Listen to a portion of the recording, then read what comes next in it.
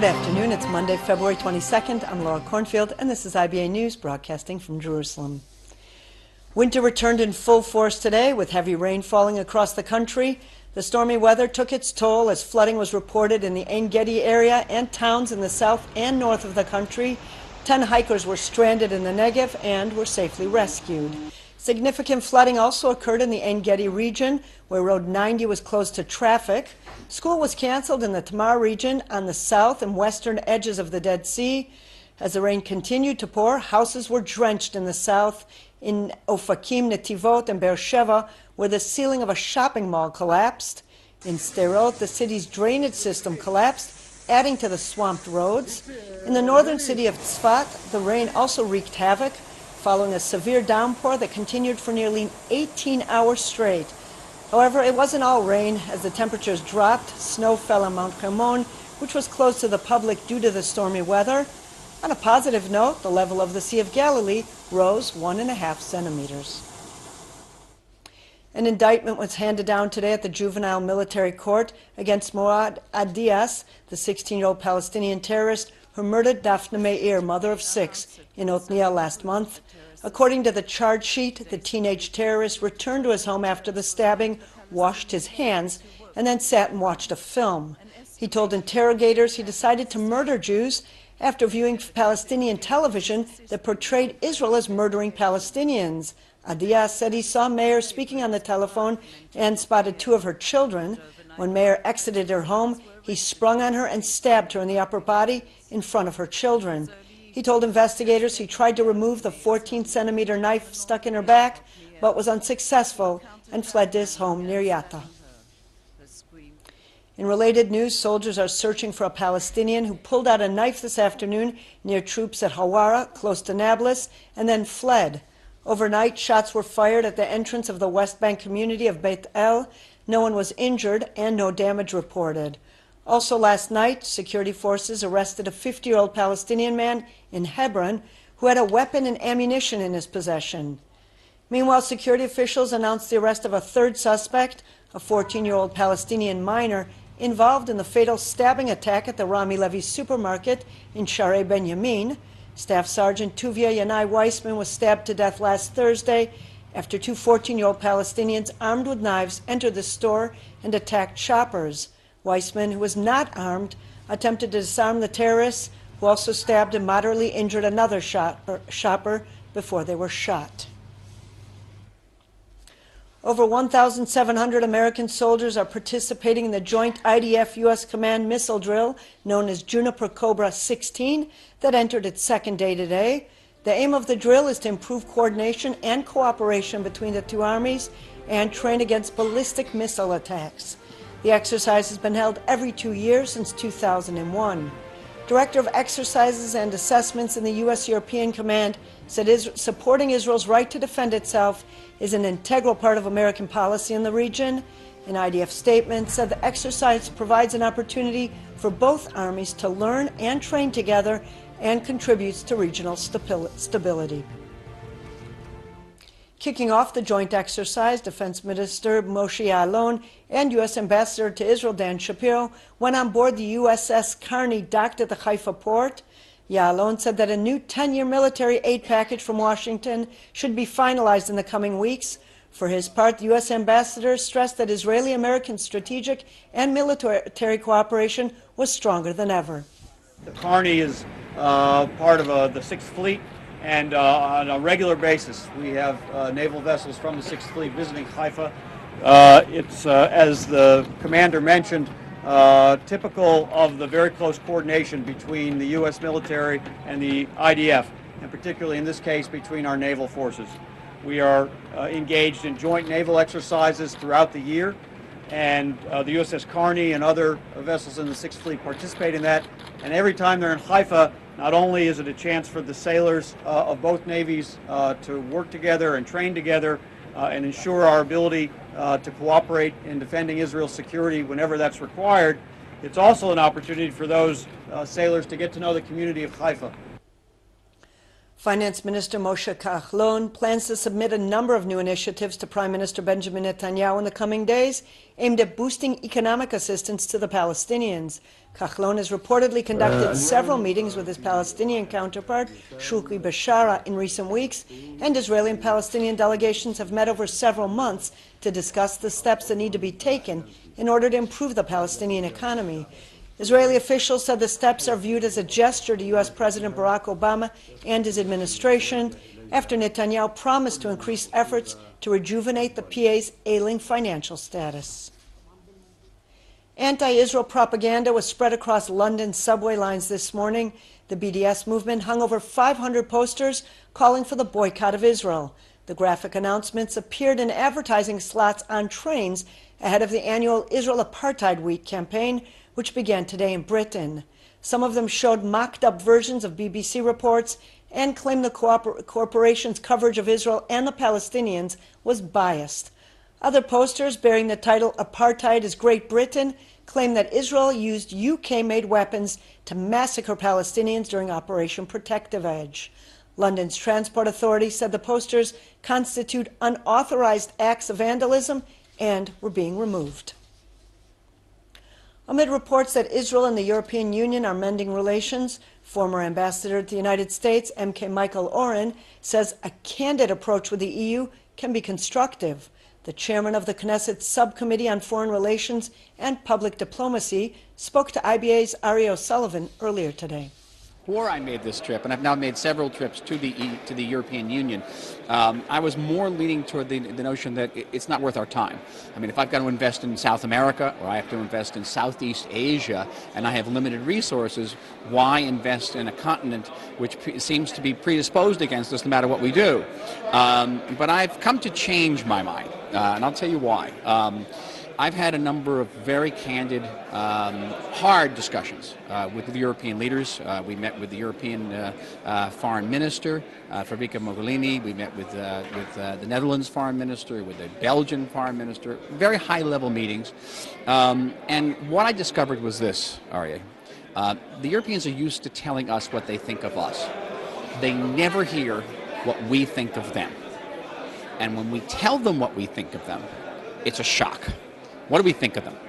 Well, I told them that there are 200 territorial disputes in the world, and the Europeans have chosen to label the products of one dispute and only one party in this dispute, which is the Jewish party, right? Whether it be in Judea and Samaria or on the Golan Heights, where there's no occupation and no Syria to trade peace for.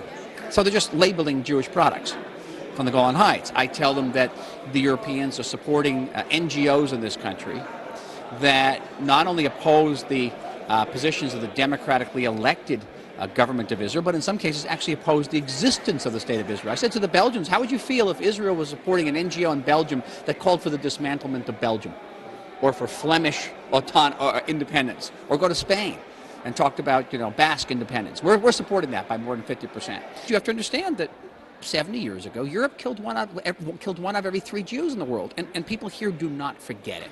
And what we see is a Europe that is business as usual, coming after the Jewish people in a highly prejudicial, and I don't hesitate to use the word anti-Semitic way.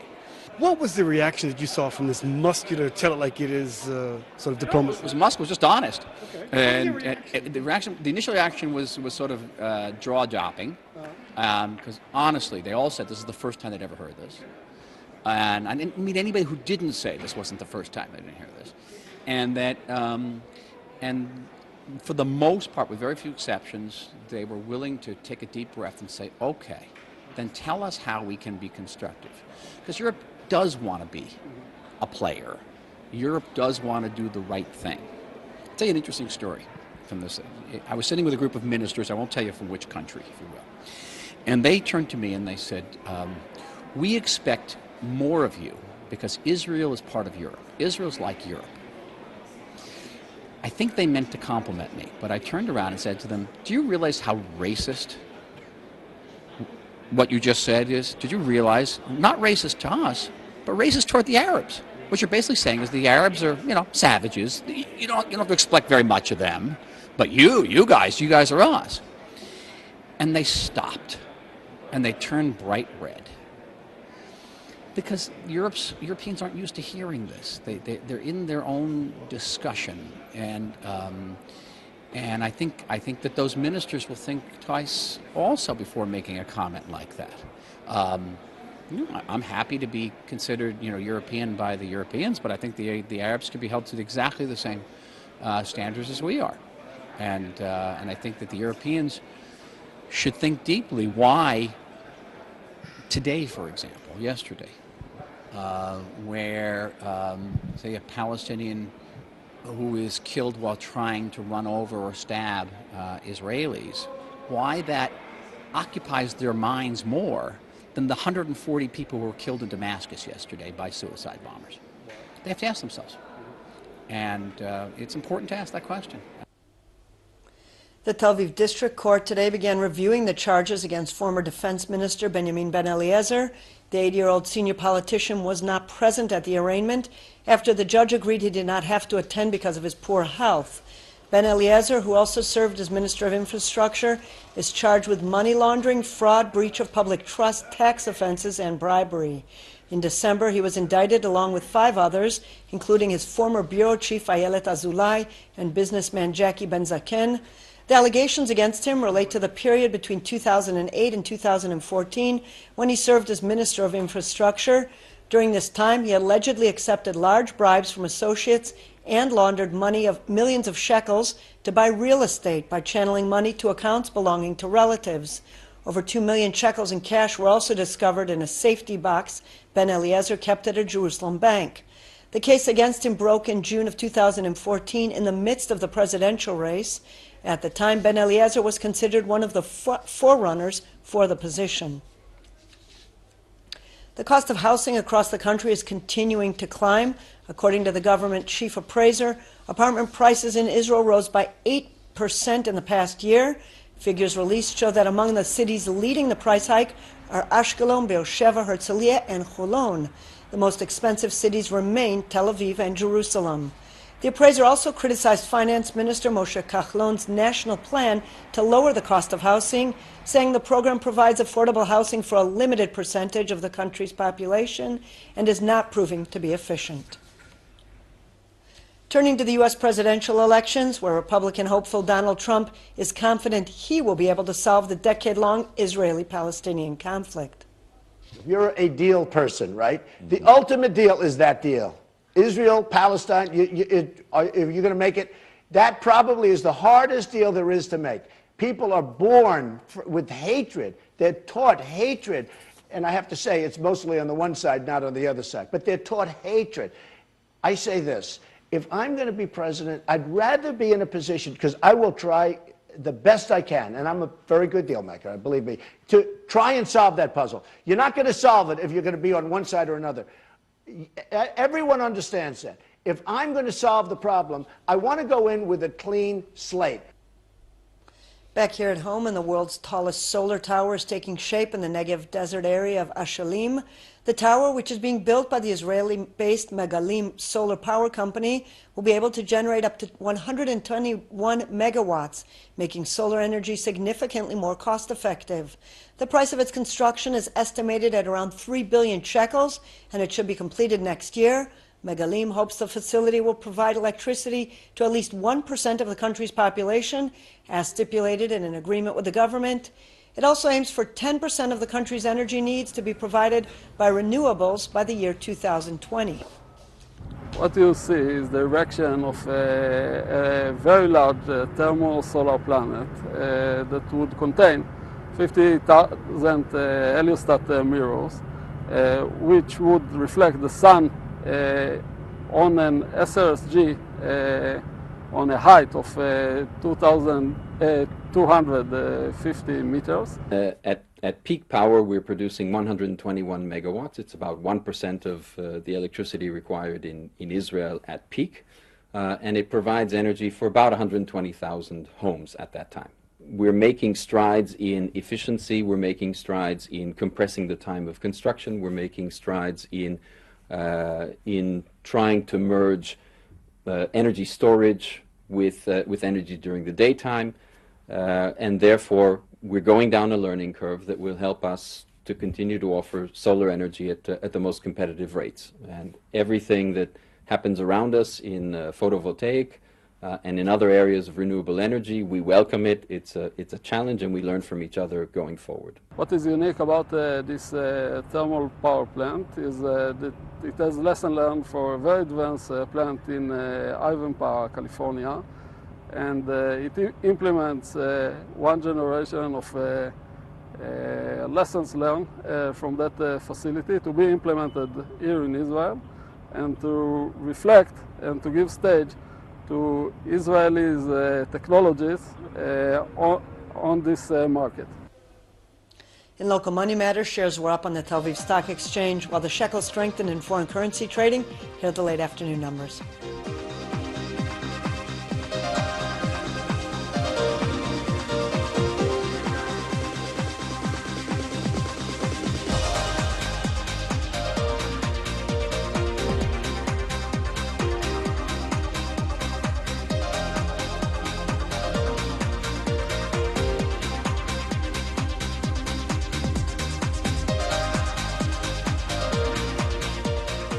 Turning to the weather, where the forecast is calling for isolated showers and thunderstorms across the country and no significant change in temperatures.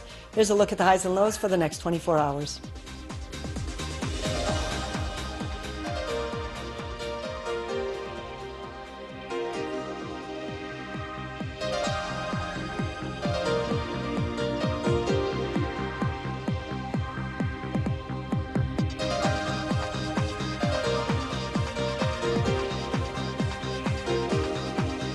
And that brings us to the end of this broadcast of IBA News. Ari O'Sullivan will be back here tomorrow, same time, same channel. Until then, have a good evening, and shalom from Jerusalem.